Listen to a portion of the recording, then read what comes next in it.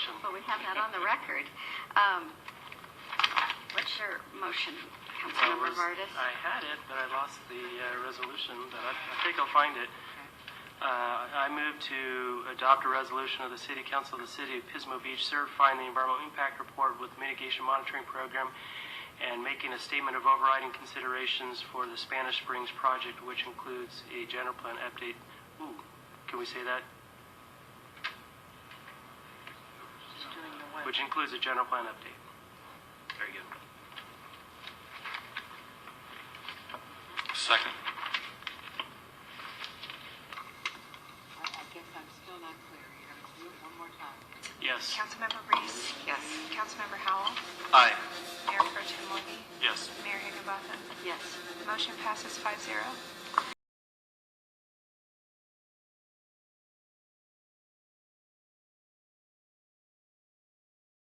Madam Mayor, I move that we adopt a resolution of the City Council of the City of Pismo Beach rescinding resolution number R-2013-039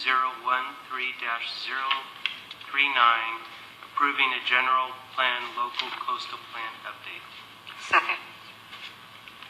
I have a motion and a second on the floor. Councilmember Vardas? Yes. Councilmember Reese? Yes. Councilmember Howell? Aye. Mayor Pro Tem Morgan? Yes. Mayor Higginbotham? Yes. Motion passes 5-0. Thank you.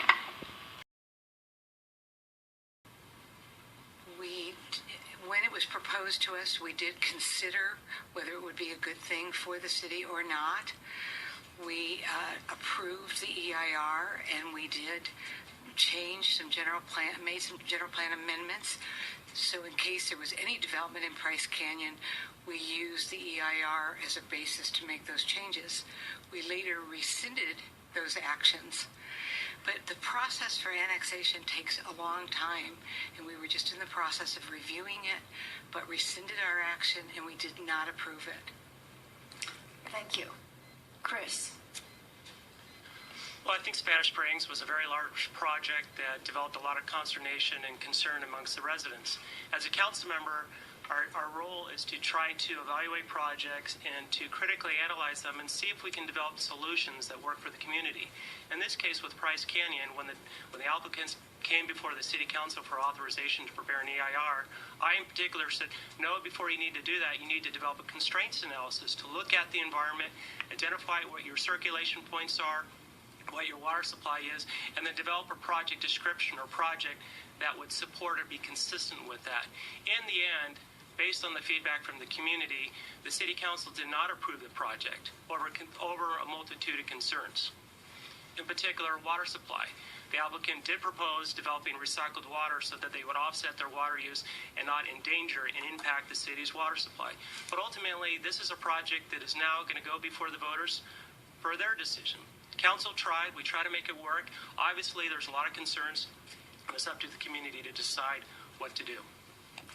Thank you. Shelley? So the question is the opinion of development in that corridor. Is that the question? I mean, it seemed like there was overlapping questions. Is it a philosophical question? There's a lot of different aspects to this, and I think some of the people were trying to get at the quality of life in Pismo Beach and how it would change if we developed and acquired more property and did more development and became more urbanized. And would that just ruin the slow life concept here? Well, it depends on the scale and mass of the development in that area. It certainly would impact. Now, if you want to talk about the specifics of Spanish Springs, you can go on what Chris said. That development was not approved. There was a referendum, and so the council said, well, there's a referendum to take that off the docket, and then the developer said, we don't want to move forward. So we said, fine, we won't move forward with Spanish Springs. But if you're talking about a large-scale development, you're going to have impacts. You're going to have more traffic. So you can't approve a development out there unless you look at traffic and water. And we never got that far. All we got was the beginnings of the presentation from the developer and public comment. So unless you can sit down and look at a development and all of the impacts and what it's going to look like, you can't make a decision on the total impacts of your quality of life. And I think we need to preserve a good quality of life here in Pismo Beach.